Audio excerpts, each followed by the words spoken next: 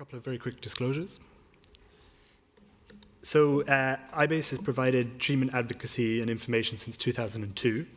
We're an activist service that communicates in various formats, and we want people who are HIV positive and willing to take an active role in their health.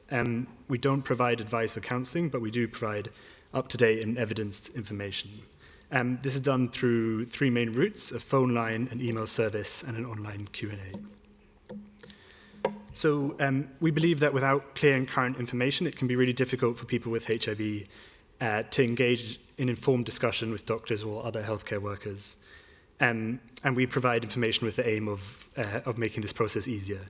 Advocates on the service are constantly reading medical research. We attend medical conferences like this, and we ensure that we're able to signpost and link to the most up-to-date information. So, for example, we were able to tell people about the changes in BHIVA guidelines.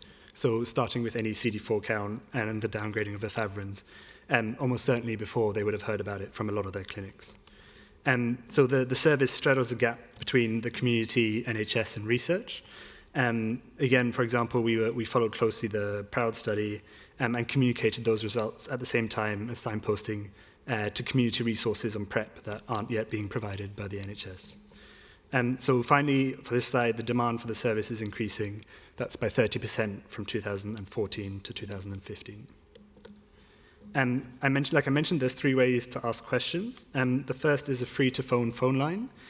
This enables us to have really in-depth conversations with the callers about a series of issues, so they're rarely about one thing. For example, a conversation about side effects can lead into a conversation about changing treatment, which can lead into a conversation about their relationship with their doctor. The email service is our most heavily used contact route. This is really useful because we can link directly to information. Often a first email turns into an ongoing exchange. Some of these are pretty easy to address, so simple clarifications about what a CD4 count is or a viral load is. Others are a bit more complex and can be related, for example, to difficult side effects or drug interactions. Another way people can contact us is through our online Q&A. So at the moment, this is a standing collection of over 2,600 questions and answers on our website that we regularly update and contribute more to.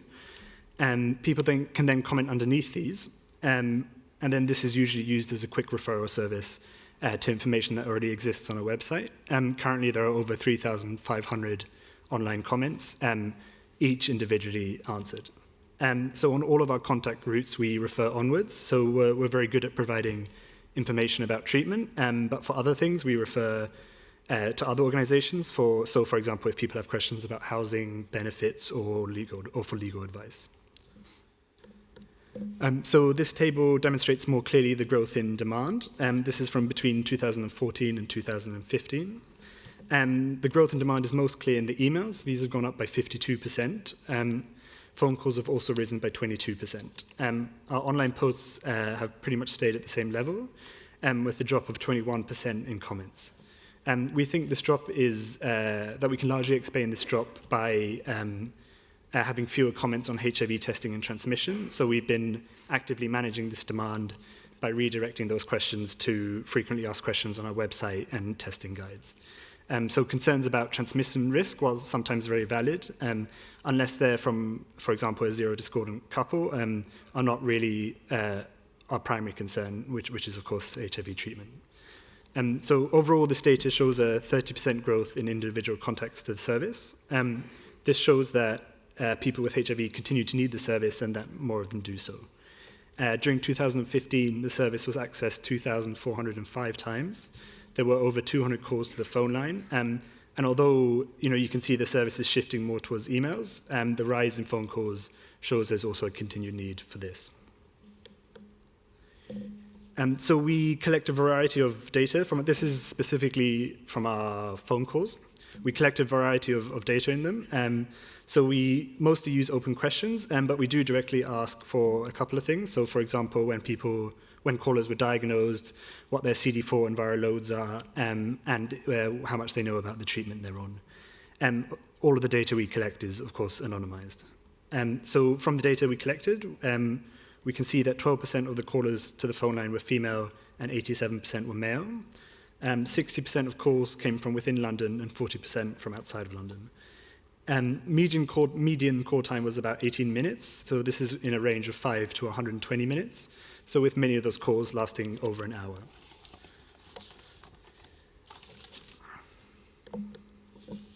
So we also collect or record the primary reasons that someone made a phone call to us.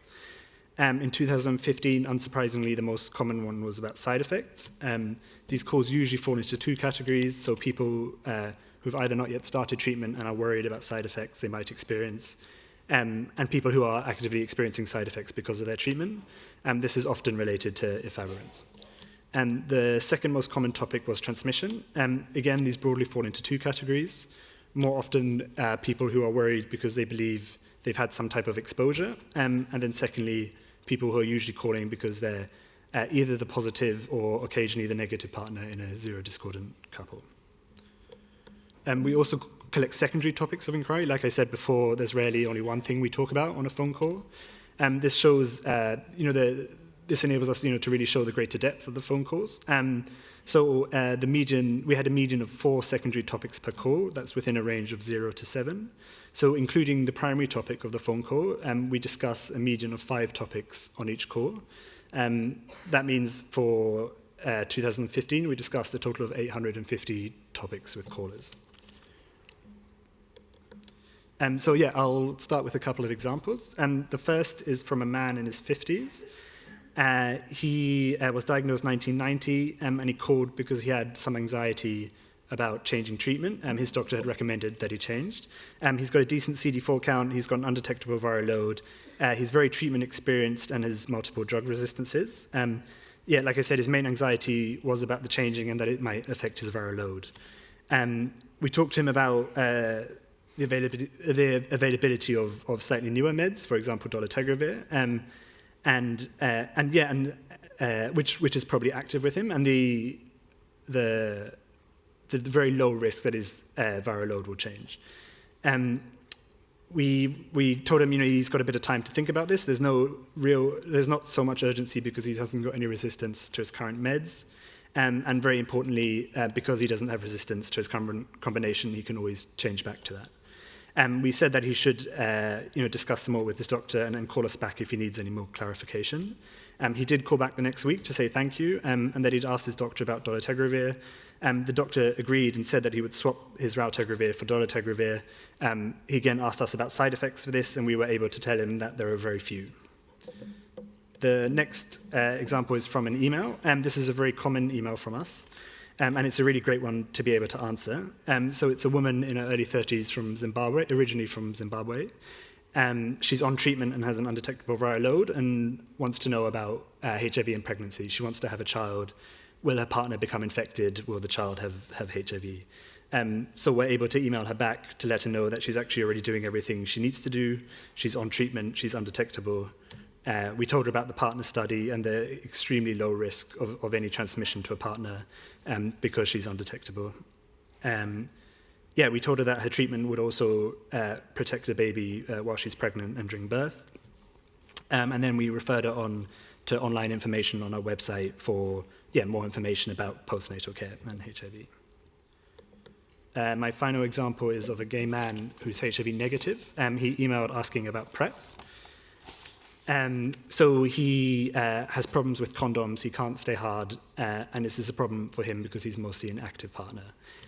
He asked his local GUM clinic, who said it wasn't available, and a friend suggested he buy it online. He wanted information about how this works, how to get it, and how to take it. So again, we were able to link him to a piece on our website about the results of the PROUD study, and a Q&A about dosing strategies, with a strong recommendation that if he does decide to take it, he should be speaking to a doctor at a sexual health clinic. This is a really good example of how we actively use direct contacts to generate online content. The information that we referred him to had already been on our website for over a year, so actually long before the NHS or BHIVA was providing much information about PrEP. It's also been used since by other PrEP websites, so for example, the excellent I Want PrEP Now website. So this leads on really conveniently to one of the really great strengths of the service, and this is our responsiveness to current issues. Again, this is illustrated of how we addressed calls about PrEP last year. 6% of our calls were about PrEP. And these, like I said, covered various topics. I'm going to hurry through because my light is red. Yeah, and we've been able to talk about science and its, so for example, the PROUD study and its efficacy. Very quickly, in conclusion, our demand has increased by 30%. The strength of our service is clear from the diversity and content of topics of inquiry. Our adaptability and responsiveness of the service is demonstrated by our reaction to new topics like PrEP. And the focus on treatment and our unique positioning between community and other services really helps us do that effectively. And I hope this has demonstrated the continued need for community treatment support services. And some thank yous to BHIVA and the judging panel, to Simon Collins, our IBASE staff, and the HIV positive community. Okay. Thank you.